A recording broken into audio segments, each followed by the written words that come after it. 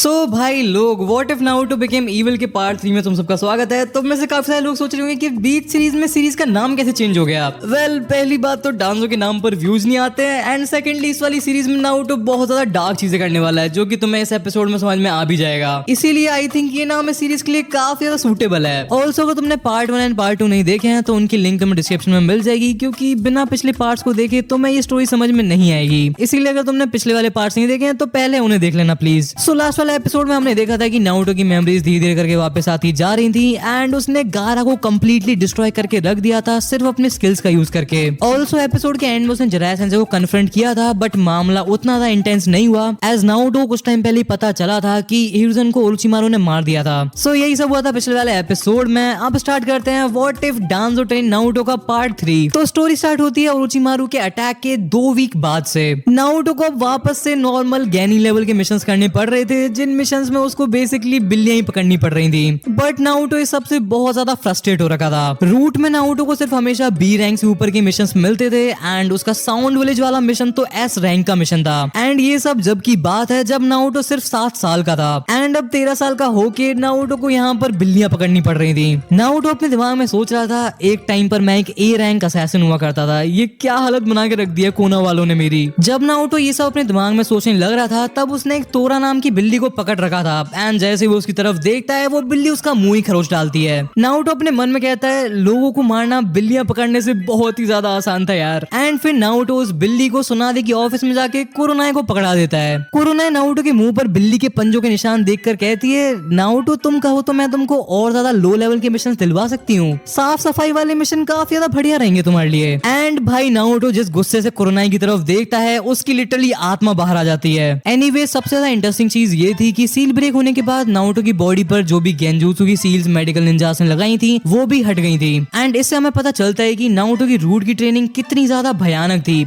उसकी पूरी बॉडी पर हर जगह बैटल स्कार्स थे। सील के टूटने के बाद पहली रात को नारुतो पूरी रात मिरर के सामने बैठकर उन्हीं स्कार्स को देखने लग रहा था एंड उसे धीरे धीरे याद आते जा रहा था कि उसका हर एक स्कार उसे कैसे मिला था। गाइस ऑल्सो इस सब की वजह से टीम 7 के डायनामिक्स भी काफी ज्यादा चेंज हो गए थे। ओरिजिनल टाइमलाइन में नारुतो साकुरा से प्यार करता था, बट अब नारुतो के ऊपर उसका रूट वाला वर्जन टेक ओवर करता जा रहा था। वो अपने दिमाग में सोच रहा था कि उसके अकेडमी वाले वर्जन ने साकुरा के लिए क्या कुछ नहीं किया है, बट स्लो अभी भी हर टाइम उसकी बेइज्जती करती रहती है। इवन जब नारुतो का क्लोन साकुरा को हॉस्पिटल में छोड़ के आया था उसने उस क्लोन से सासके को थैंक यू बोलने के लिए कहा था एंड इससे नारुतो का दिमाग हिल गया था। क्लियरली अगर नारुतो वहां पर नहीं होता तो गारा डेफिनेटली सासके एंड साकुरा को मार डालता। एंड अपनी आंखों से नारुतो एंड गारा की फाइट देखने के बाद भी साकुरा ने एक बार भी नारुतो को थैंक यू तक नहीं बोला था। नारुतो इस सब को एनालाइज करने के बाद रूथलेसली साकुरा की तरफ अपनी सारी फीलिंग्स को क्रश कर देता है। वो अपने दिमाग में बोलता है she is just my teammate, मेरे को जस्ट उसे झेलना है मिशंस के टाइम पर, क्योंकि मिशन से ऊपर कुछ भी नहीं होता है। दूसरी तरफ अगर नारुतो एंड सासके के डायनामिक्स की बात करें तो गारा वाली फाइट के बाद से वो पूरे टाइम नारुतो को घूरता रहता है एंड उसे वर्बली प्रोवोक करने की कोशिश करता रहता है, क्योंकि गारा एंड नारुतो वाली फाइट को देखने के बाद सासके को समझ में आ गया था कि नारुतो के साथ कुछ तो हुआ है। हमको पता है कि सासके ज्यादा से ज्यादा पावरफुल बनना चाहता है ताकि वो इताची से अपना बदला ले सके एंड इस वजह से वो पूरे टाइम नारुतो से फाइट करने के लिए तड़पने लग रहा था ताकि वो समझ सके कि इतनी जल्दी नारुतो इतना ज्यादा पावरफुल कैसे हो गया। बट सासके के लिए प्रॉब्लम ये थी कि जैसे ही मिशन कंप्लीट होता था नारुतो लिटरली गायब हो जाता था। नारुतो की स्पीड इतनी ज्यादा थी कि सासके उसको जाते हुए भी नहीं देख पाता था। ऑल्सो ककाशी सेंसेई ने भी नोटिस कर लिया था कि नारुतो कंप्लीटली चेंज हो चुका है। पहले नारुतो हमेशा मजाक मस्ती करता रहता था एंड इस वजह से ककाशी सेंसेई को भी मिशंस के टाइम पर काफी ज्यादा मजा आता था, बट अब नारुतो बहुत कम जोक्स मारता था एंड अगर मारता भी था तो वो बहुत बेकार होते थे।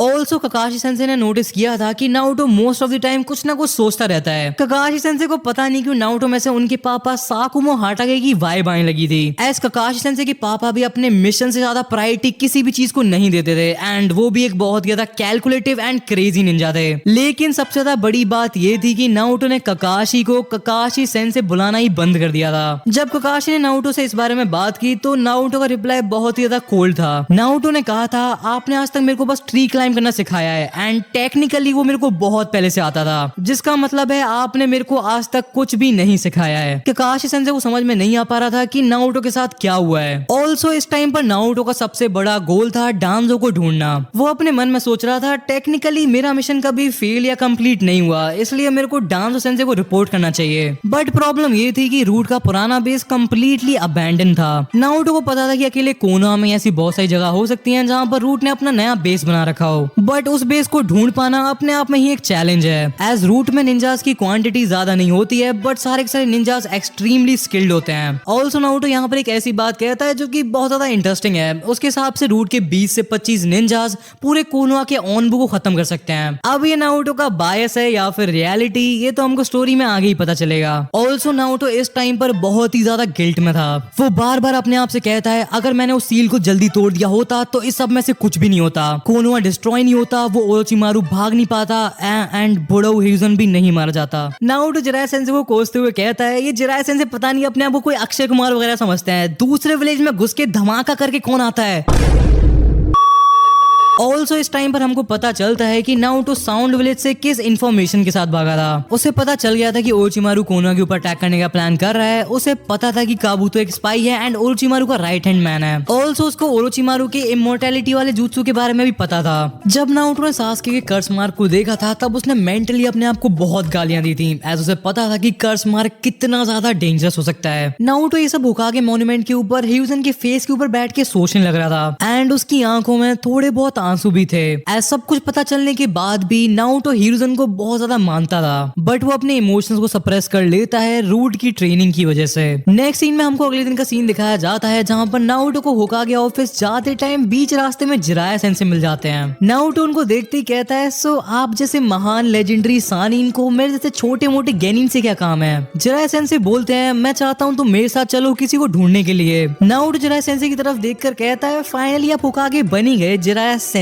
जिराया सेंसे हंसते हुए कहते हैं काउंसिल के उन दोनों बुड्ढों ने अपनी पूरी जी जान लगा दी है मेरे को होकागे बनाने के लिए, बट मेरे को किसी भी कीमत पर होकागे तो नहीं बनना है। नारुतो जिराया सेंसे की साइड से निकल जाता है एंड जाते जाते कहता है होकागे एंड काउंसिल को छोड़कर मैं किसी से भी ऑर्डर्स नहीं लेता हूँ। आपको ये बात तो पता ही होगी Jiraiya sensei, but Jiraiya sensei भी बहुत ज्यादा चालाक है एंड उनको पता है कि नारुतो से अपनी बात कैसे मनवानी है। जिराया सेंसे नारुतो से कहते हैं अगर तुम मेरे साथ चलोगे तो मैं तुमको एक ऐसा jutsu सिखाऊंगा जिसके सामने चिदोरी बच्चों का खेल लगेगा। एंड हाँ शायद से हो सकता है कि मेरे को तुम्हारी सील के बारे में भी कुछ पता हो। I mean it's possible. Naruto काफी ज्यादा इंटरेस्टेड लग रहा था, बट वो कहता है मेरे को पहले अपने पुराने स्किल लेवल पर पहुंचना है, मेरे को किसी नए jutsu की जरूरत नहीं है, मेरे पास ऑलरेडी बहुत सारे jutsus हैं। बट आपको पता हो या ना पता हो मेरे को ये अच्छे से पता है कि आपको मेरी सील्स के बारे में सब कुछ पता है, कुछ नहीं तो शायद मैं आपसे ब्लैकमेल करना तो सीख ही सकता हूँ। जिराया सेंसे हंसते हुए कहते हैं तुम जाके अपनी पैकिंग कर लो, हमको जल्दी निकलना है। नारुतो 4 स्क्रोल्स निकालता है एंड बोलता है मेरे पास ऑलरेडी सब कुछ है, मैं हमेशा लॉन्ग मिशंस के लिए तैयार रहता हूँ। नारुतो ने इस टाइम तक अपनी सारी की सारी रूट वाली हैबिट्स को प्रैक्टिस करना स्टार्ट कर दिया था। स्टिल जिराया सेंसे नारुतो को 2 घंटे एंड कुछ पैसे दे देते हैं अपने लिए नए कपड़े खरीदने के लिए, क्योंकि जिराया सेंसे को खुद को जरूरी काम था। नारुतो सबसे पहले कपड़ों की दुकान पर जाता है एंड अपना लुक कंप्लीटली चेंज कर लेता है। फिर नारुतो एक वेपन्स की दुकान में घुसता है एंड यहाँ पर टेन दुकान के काउंटर पर बैठी हुई थी एंड काफी ज्यादा बोर फील कर रही थी। नारुतो को देखते ही वो कहती है तुम तो वही लड़के हो ना जिसने नेजी को हराया था। नारुतो बिना टेंटेन की तरफ देखे बोलता है was I supposed to let him win और समथिंग। टेंटेन ने पहले कभी नारुतो से बात नहीं की थी, बट जितना उसने सुना एंड देखा था उसके हिसाब से नारुतो एक काफी ज्यादा चिल एंड फ्रेंडली बंदा था एंड टेंटेन ने नारुतो से इतना कोल्ड रिप्लाई तो एक्सपेक्ट नहीं किया था। बट कुछ टाइम बाद नारुतो कामली कहता है नेजी ने मेरे को बहुत ज्यादा अंडर एस्टिमेट किया था एंड आई गेस यही मेन रीजन था जिसकी वजह से वो इतनी ज्यादा बुरी तरह से हारा था। तभी टेंटेन नारुतो की आंख के नीचे की स्कार को नोटिस करती है एंड पूछती है नारुतो तुम्हें ये स्कार कब मिला। नारुतो बात को टालते हुए कहता है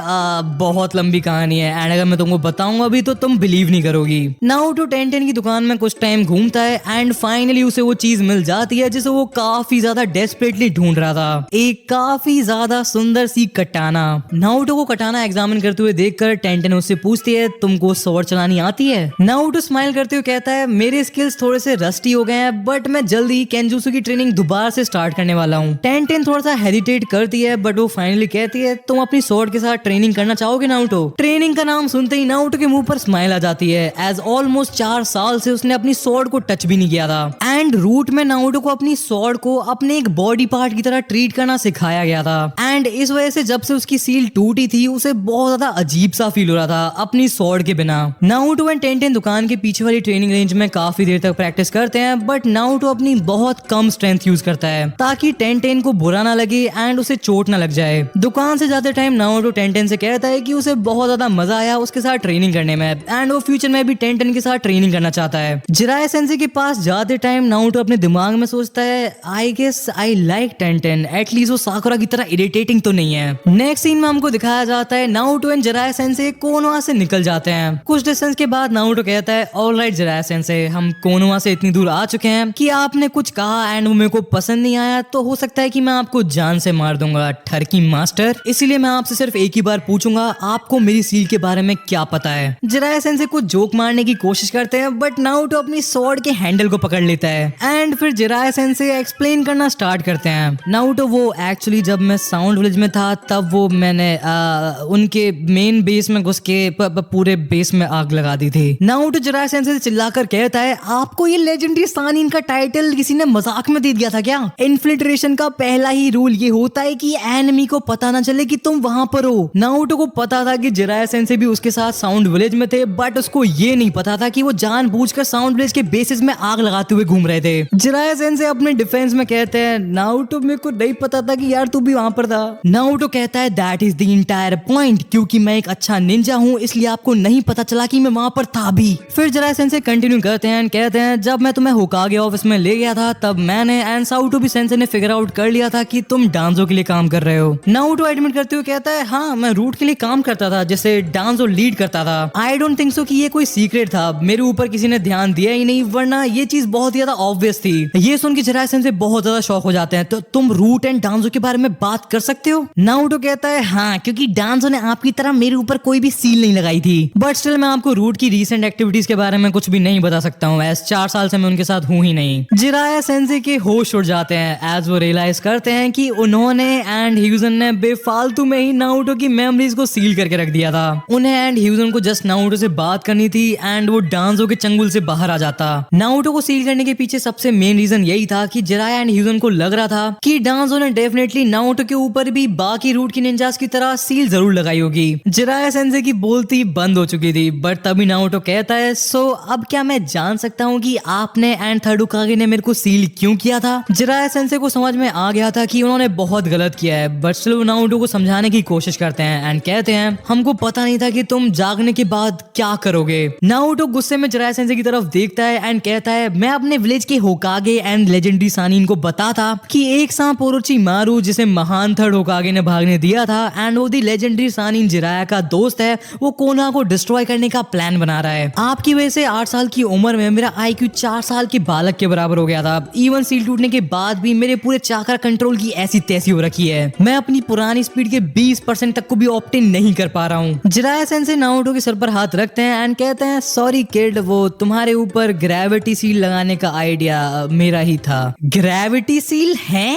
नारुतो चिल्लाकर कहता है आप मेरे को सच सच बताओ, आपको एंड उस बड़ऊ को मजा आ रहा था ना मेरे ऊपर सील्स लगाने में? फुइनजुत्सु का कंपटीशन चल रहा था ना वहां पर, कौन ज्यादा बढ़िया सील लगाएगा? भैंस की आंख लेस का पैकेट बना के रख दिया मेरे को, ये सील कर दिया वो सील कर दिया। जिराया सेंसे ये सब शौक है ना आपके? नारुतो अपनी कटाना के हैंडल को पकड़ता है एंड कहता है ठरकी सफेद बाल वाले बुड्ढे, मैं एक ही बार कहूंगा मेरे ऊपर तुमने जितनी भी सील्स लगाई हैं वो अभी के अभी हटा लो, वरना मैं आपके ऊपर एक ऐसी सील लगाऊंगा कि आप अपनी कभी जिंदगी में भी अपनी रिसर्च नहीं कर पाओगे। जिराया सेंसे डर की वजह से नारुतो की तरफ सल्यूट करते हुए कहता है यस सर अभी हटाता हूँ। एंड भाई जिराया सेंसे को नारुतो की बॉडी में से सारी सील्स हटाने के लिए पूरा 1 घंटा लग जाता है, बट नारुतो फाइनली अपने हाथ पैरों को हिलाकर देखता है एंड कहता है I finally feel better now. Next scene में हमको दिखाया जाता है कि रात को दोनों लोग एक होटल में रुकते हैं, but Jiraiya sensei being Jiraiya sensei वो किसी लड़की के पीछे भाग जाते हैं एंड नारुतो होटल में अकेले रह जाता है। अगली सुबह नारुतो बेड पर लेटे हुए सोच रहा था क्या थर्ड होकागे मेरे आसपास सिर्फ इसलिए रहते थे क्योंकि वो मेरे ऊपर नजर रखना चाहते थे, या फिर वो मेरे लिए सच में केयर करते थे। बट तभी नारुतो को तो बहुत ही ज्यादा मैसिव चाकरा सोर्सेस फील होते हैं एंड वो नारुतो के रूम की तरफ ही आ रहे थे। नारुतो बिना टाइम वेस्ट किए विंडो के पास जाता है एंड एक छोटे मेंढक को समन करके जिराया सेंसे के पास मैसेज भेज देता है। नारुतो डोर की तरफ देखता है एंड कहता है मेरे को पता है तुम दरवाजे पर हो, मेरा टाइम वेस्ट करने की जरूरत नहीं है। नारुतो के इतना कहते ही किसामे उस डोर को लात मार के तोड़ देता है। इताची उसकी तरफ देखता है एंड कहता है ये करना जरूरी था, अगर इसके पैसे होटल वालों ने मांगे मैं तो पहली फुर्सत में निकल लूंगा, मैं पहली बता दे रहा हूँ तेरे को।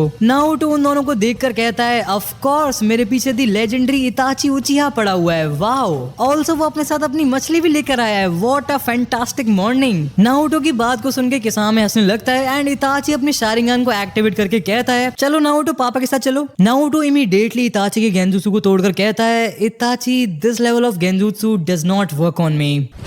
Emotional, damn it! किसामे अपनी सामेहाड़ा निकालता है एंड कहता है लेट मी हैंडल दिस इताची, तू अपना चिल कर। एंड एक फ्रैक्शन ऑफ अ सेकंड में फाइट स्टार्ट हो जाती है। नारुतो बहुत स्पीड में अपनी कटाना को निकाल के किसामे के ऊपर अटैक करता है एंड किसामे उस अटैक को ब्लॉक करके कहता है यू आर प्रिटी फास्ट बालक। नारुतो बैक ऑफ करके कहता है कल रात को ही मेरी बॉडी पर से सारी सील्स हटाई गई हैं, इसी वजह से मैं अपनी परफेक्ट कंडीशन में नहीं हूँ। तुम दोनों अगर अपनी मनुष्य शक्ल मेरे को कुछ दिन बाद दिखाते तो मैं तुम दोनों को ब्लिंक करने का भी चांस नहीं देता मछली। किसामे अपनी सामेहाड़ा से नारुतो के ऊपर अटैक करता है। नारुतो उस अटैक को तो ब्लॉक कर लेता है बट तभी किसामे उसके पेट में एक बहुत जोर की लात मारता है। किसामे कहता है तुम जितने वीक हो उसके हिसाब से तुम्हारी ईगो कुछ ज्यादा बड़ी नहीं है बच्चे। नारुतो ग्राउंड पर गिरा हुआ था एंड वो रियलाइज करता है कि किसामे के साथ ब्लेड टू ब्लेड जाना स्टूपिड है एज वो literally one of the 7 swordsman में से एक है। इताची किसामे की तरफ देखकर कहता है किसामे हमको जितनी इन्फॉर्मेशन मिली थी ये उसके हिसाब से तो बेटर ही है। नारुतो इताची से कहता है अपनी इन्फॉर्मेशन की बना बत्ती एंड उसे अपनी बैक पॉकेट में डाल ले इताची उचिहा।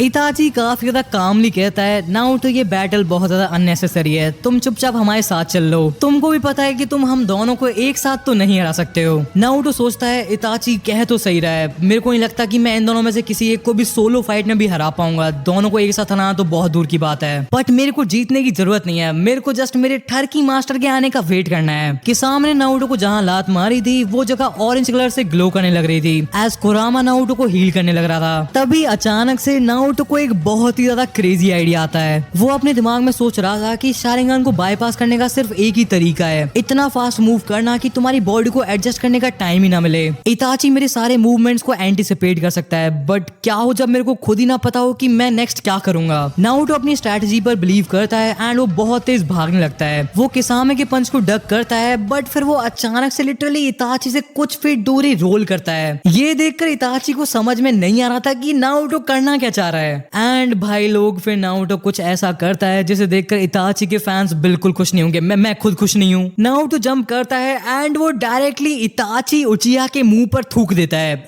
यहाँ थूक देता है।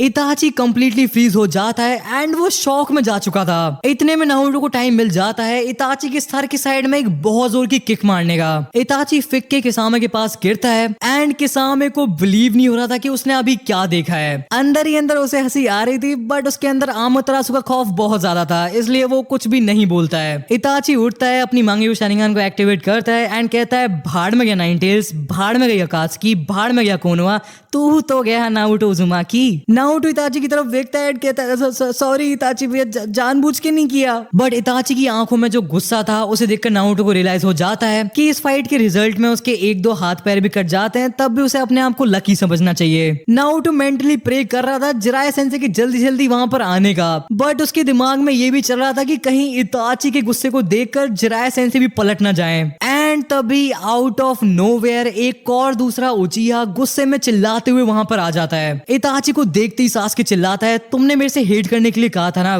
गेस व्हाट, मेरे से बड़ा हेटर आज तक इस दुनिया में पैदा नहीं हुआ इताची। नारुतो आज से पहले सासके को देखकर इतना ज्यादा खुश कभी नहीं हुआ था। वो सासके को देखकर कहता है सासके तेरा भाई मेरे को बुली कर रहा है, इसको देख ले तू। तो भाई लोग आज का एपिसोड यहीं खत्म होता है। मेरे को तो काफी ज्यादा मजा आया था इस वाले एपिसोड की स्क्रिप्ट लिखने में। आई होप तुमको भी उतना ही मजा आया हो। एंड अगर तुमको भी मजा आया है इस एपिसोड को देखकर तो प्लीज वीडियो को लाइक कर देना। मैं मिलूंगा तुमसे नेक्स्ट एपिसोड में, तब तक के लिए पीस आउट। मैंने दिए साल अपनी कलम को है ब्रो, कोई भी सीजन कैसे मुझे हटा पाएगा।